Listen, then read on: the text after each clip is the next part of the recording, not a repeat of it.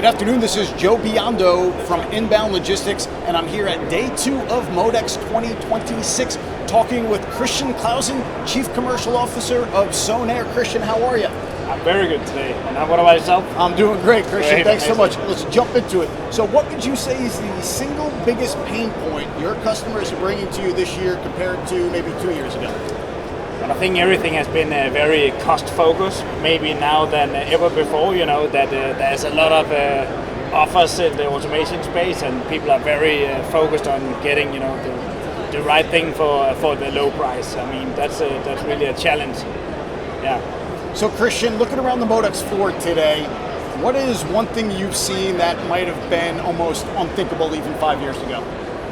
But I mean, everywhere you go, you see this AI coming in all over. Everybody have it in software. Everybody try to work around it with physical AI and robotics and stuff like that. And that's just amazing, right? 5 years ago, we didn't expect that to be here now. So. Absolutely. So you've talked about technology and AI, different softwares. With that in mind, what is the biggest mistake you're seeing companies make when they start along the path of digital transformation? I think they start too high, right?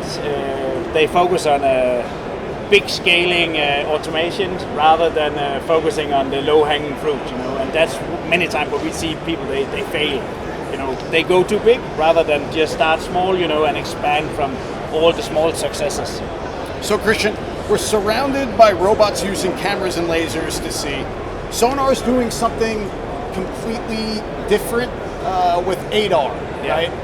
Why is seeing with sound the next big breakthrough for autonomous machines? Yeah, well, first of all, we can see things in 3D by making this point cloud, and it's not only just things in 3D; it will be certified safety. Wow! So that's quite unique. You see some different things, technology with lidars and stuff today, but 3D-wise, nothing is safety by now. So traditionally, sensors might struggle with dust on the glass or extreme lighting. How does ADAR handle those difficult environments that usually cause a robot to stop or fail?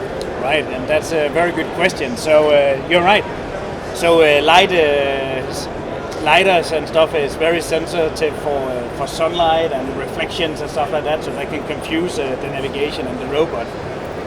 So can dust and everything around the lidar, the glass that it sees out from. So everything is a contamination. You can say what is there. Yeah. Sound is different. We don't see light. We bounce off objects. We can drive through glass corridors easily, where a lidar would shoot through the glass. We will bounce sound back and forward, and still see what we're doing. Dust is not an issue on sound as well. They needed to be completely covered in mud. You don't see that. So we've looked at point cloud earlier. Usually ultrasound is just a simple proximity sensor. That's right. How were you able to turn sound waves into a level of high resolution 3D spatial awareness?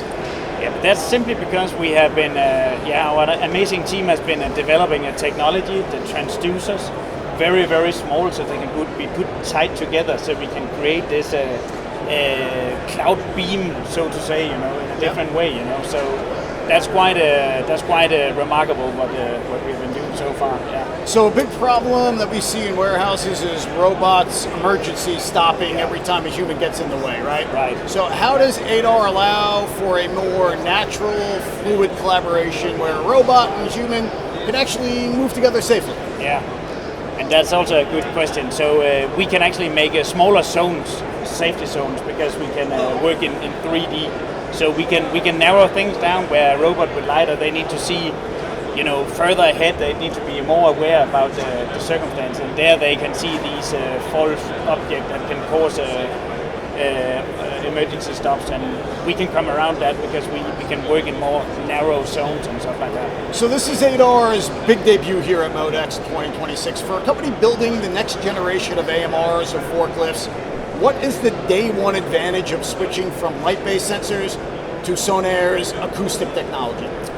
Yeah, but aside from all the benefits with the light and the glass corridors and dust like that, then of course it's since you can see things in 3D, you can probably reduce the amount of sensors that is on a robot, because you can cut away some of the lidars, you can cut away cameras maybe, because you suddenly see things differently. So you can reduce cost by using the ADA instead of the LiDAR and other technologies. It's a great point, Christian. I appreciate it.